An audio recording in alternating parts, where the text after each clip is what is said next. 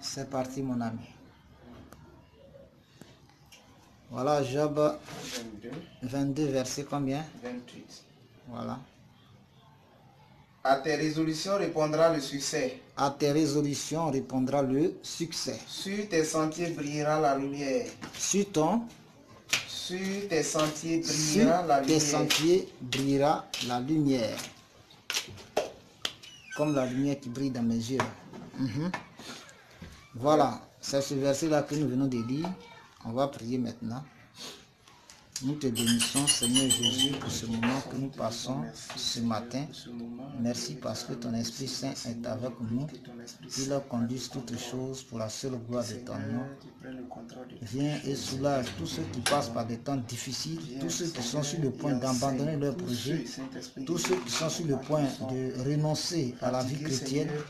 Viens et fortifie tes enfants en ces temps troubles, en ces temps difficiles, au nom de Jésus de Nazareth. Merci Seigneur, au nom de Jésus. Amen. Voilà, donc Jérémie, tu vas encore redire. Job 22. Verset 28. Verset 28. À tes résolutions répondra le succès. À tes résolutions répondra le succès. Sur tes sentiers brillera la lumière. Sur tes sentiers brillera la lumière. Donc voici ce verset-là de Job, chapitre 22 et le verset 28. Nous allons le diviser en deux parties. À tes résolutions répondra le succès, la première partie. Et la seconde partie, sur tes sentiers brillera la lumière. Bien. D'emblée, ce que nous pouvons dire, pour que la lumière divine, pour que le Seigneur éclaire tes sentiers, tes projets, tes entreprises, pour qu'il te guide donc dans tout ce que tu fais, il faut d'abord que tes résolutions soient fermes, soient définitives, soient totales, soient pour la gloire du Seigneur Jésus. Donc, ce que tu as résolu entreprendre, ce que tu as résolu faire, comment tu veux marcher, la vie chrétienne dans laquelle tu t'es engagé, bien aimé, tu devrais savoir qu'il y aurait des difficultés lorsque tu apprends un tel verset. À tes résolutions répondra le succès. Pour que le succès vienne, il faille que tu aies des résolutions. La résolution est une décision ferme, est une décision sur laquelle on ne revient pas. C'est un engagement dans lequel on est entré pour toujours, une fois pour de bon. Quels que soient les coups qu'on va encaisser, qu'on va recevoir, on n'abandonne pas et on va jusqu'au bout. La résolution ici fait allusion à ce qu'on pourrait dire, appeler ou bien un jusqu'au boutisme. Voilà, c'est la persévérance, c'est la détermination, c'est l'engagement, c'est l'endurance. Et l'endurance, c'est la capacité à supporter la douleur, une difficulté sur un long temps. La capacité à supporter la douleur, la difficulté sur un long temps. C'est ça l'endurance. Et celui qui est persévérant, alors il va pouvoir être endurant. Et cela va lui permettre donc d'avoir des résolutions. Bien aimé, il y en a qui commencent la vie chrétienne, la marche avec Jésus, et puis dès qu'il y a une petite difficulté, paf, il plonge. Dès qu'une petite persécution survient net, il lâche la main du Seigneur Jésus. Alors, puisque tu n'es pas persévérant, puisque tu n'es pas endurant, puisque ce n'est pas une résolution que tu as, une décision ferme que tu as prise de suivre Jésus, quel que soit ce que tu allais endurer, quel que soit ce que tu allais souffrir, eh bien finalement, tu ne peux pas avoir de succès. Tu ne peux pas avoir de succès. Tu auras donc abdiqué. Tu es tombé les armes à la main, tu as laissé tes armes tomber, tu as baissé les bras, tu as croisé les bras. Quel succès donc tu peux avoir? C'est pourquoi je voudrais t'encourager ce matin, frère ou ma soeur, vraiment à te relever. Quel que soit ce qui se passe dans ta vie, quelles que soient les difficultés, quelles que soient les pressions, les oppressions, les persécutions, les souffrances que tu endures, parce que tu as accepté de suivre Jésus-Christ de Nazareth, ne baisse pas les bras. Un pasteur disait, l'effort fait le fort. Nous étions jeunes, ça nous faisait rire, mais il avait raison. En effet, c'est l'effort qui fait le fort. Si tu ne fournis plus l'effort, comment est-ce que tu vas arriver à la fin de cette marche? Quel que soit ce que tu entreprends, tu ne fais pas d'effort, tu ne peux pas avoir de fruits probants. Ça sera l'échec. À tes résolutions répondra donc le succès. On prend l'exemple d'un planteur. Il va au champ, mais comme le matin il a plu à la rosée, ça l'a mouillé, il revient au village s'asseoir. Un autre jour il n'a pas plu, mais il va, le soleil sort fortement. Alors comme le soleil le chicote, il retourne s'asseoir au village ou bien il s'assoit sous un arbre et il dort. Mais un tel individu qui a peur d'affronter la difficulté de la vie, la réalité du métier de planteur et d'agriculteur, qu'est-ce qu'il peut avoir comme récompense? Qu'est-ce qu'il peut avoir comme fruit? Qu'est-ce qu'il peut avoir comme résultat? Qu'est-ce qu'il peut avoir comme succès? Au temps de la moisson, il n'aura rien. Parce qu'il n'est pas ferme, il n'est pas décisionnaire, il n'est pas décidé, il n'est pas résolu. Il n'a pas de résolution. Un paysan qui va au champ, chez nous en Afrique, avec une machette, l'effort qu'il fournit, c'est un effort immense. Il est exposé aux morsures des serpents, aux animaux féroces et autres. Même les herbes qu'il faut couper. Mais il y en a qui démangent. Malgré tout ça, il persévère. Et pendant des mois, il travaille jusqu'à obtenir la moisson. Et lorsque la moisson est là, il est heureux. Il est heureux du fruit de son travail.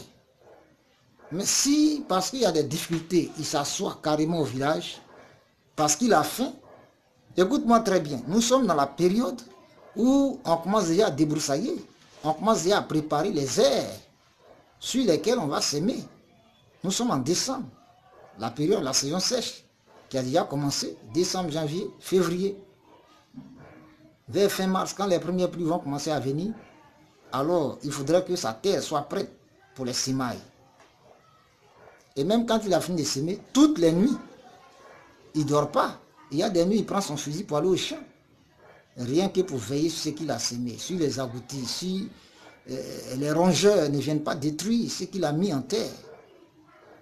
Et quand même ça sort par la grâce de Dieu, il a encore besoin de faire d'autres efforts, nettoyer, débroussailler, enlever, livrer la mauvaise graine, la mauvaise herbe plutôt, pour permettre à ce que ce qu'il a semé, ce qu'il a planté, vraiment puisse pousser harmonieusement. C'est ainsi que, au temps de la moisson, il aura sa moisson. Avant même cela, il va falloir faire des haies, une clôture tout autour de sa plantation. Pour nos parents qui font les rizières, je suis ivoirien, je suis en Côte d'Ivoire, dans l'ouest de mon pays, la culture du riz, vraiment est importante pour nous.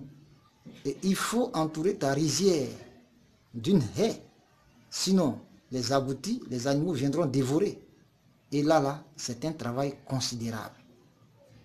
Celui qui n'est pas résolu, il va abandonner parce que c'est difficile ce travail. D'ailleurs, il n'a pas de travail facile. Voilà. Le plus facile, c'est la prostitution d'ailleurs. C'est la facilité. Et même le voleur, il fait des efforts. Hein. Le voleur même va développer son intelligence. Ce qui est mauvais là même, là, c'est pas facile. Et ce que tu cherches à faire de façon honnête pour avoir ton gagne-pain, mais c'est encore compliqué.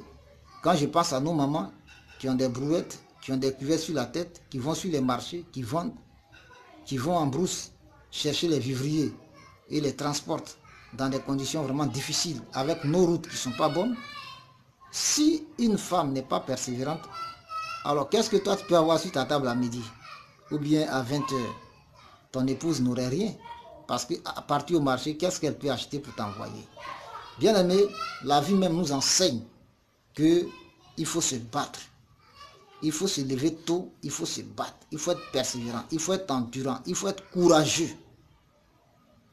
C'est celui qui est courageux qui va continuer l'effort, malgré l'épreuve, malgré la difficulté, malgré qu'il y a de l'hostilité, l'adversité au-devant de lui. Et c'est là que, en fin de compte, il aura un résultat. Est-ce qu'on peut encore relire Jérémie, la première partie de ce verset-là? Job 22, verset 28. À tes résolutions répondra le succès. À tes résolutions répondra le succès. Sur tes sentiers brillera la lumière. Sur tes sentiers brillera la lumière. À tes résolutions répondra le succès. Donc si tu n'es pas résolu, quel succès tu peux avoir? Dans toute entreprise, Que ce soit dans tes études, toi l'élève, parce qu'il y a difficulté, tu vas baisser les bras.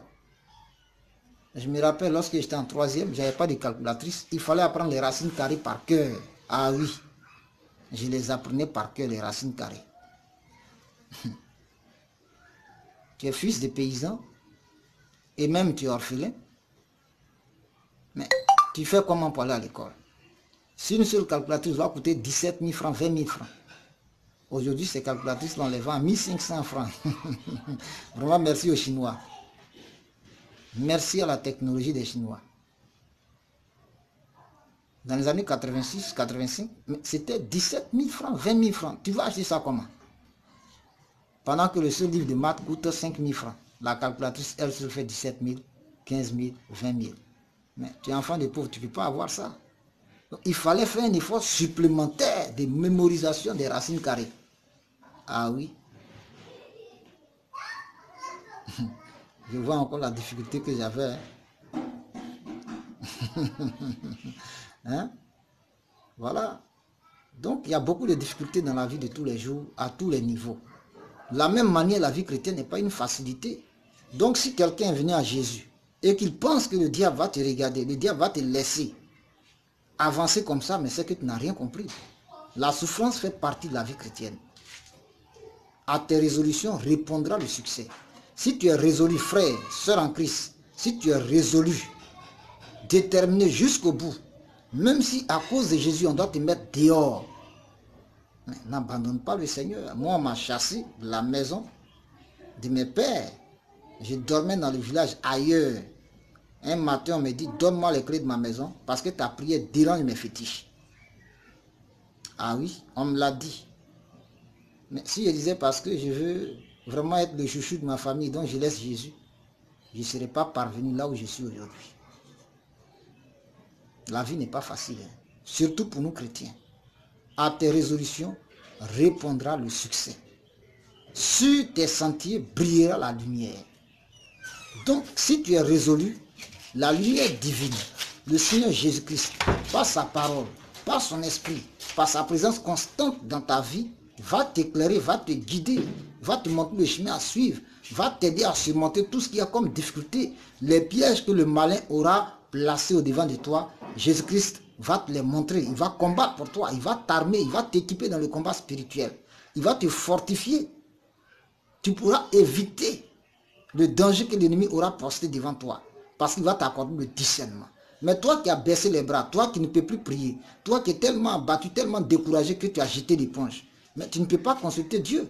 Alors qu'est-ce que l'Esprit de Dieu va te dire? Rien du tout. Et donc tous les pièges que Satan positionne, tu vas tomber parce que déjà, il t'a déjà lié par le découragement. Et le découragement est une grande arme que Satan utilise. La persécution est une grande arme que Satan utilise. Toi qui passes par des moments difficiles, frères et sœurs, je voudrais ce matin t'encourager. Ne baisse pas les bras. L'effort fait l'effort. Relève-toi. S'il faut pleurer, pleure. Pleure, pleure encore, pleure. Ça va te libérer, ça va te soulager. Et demande au Seigneur de te fortifier, de t'aider. Moi qui te parle, je sais de quoi je parle. Quelqu'un tu as affecté à ton premier poste.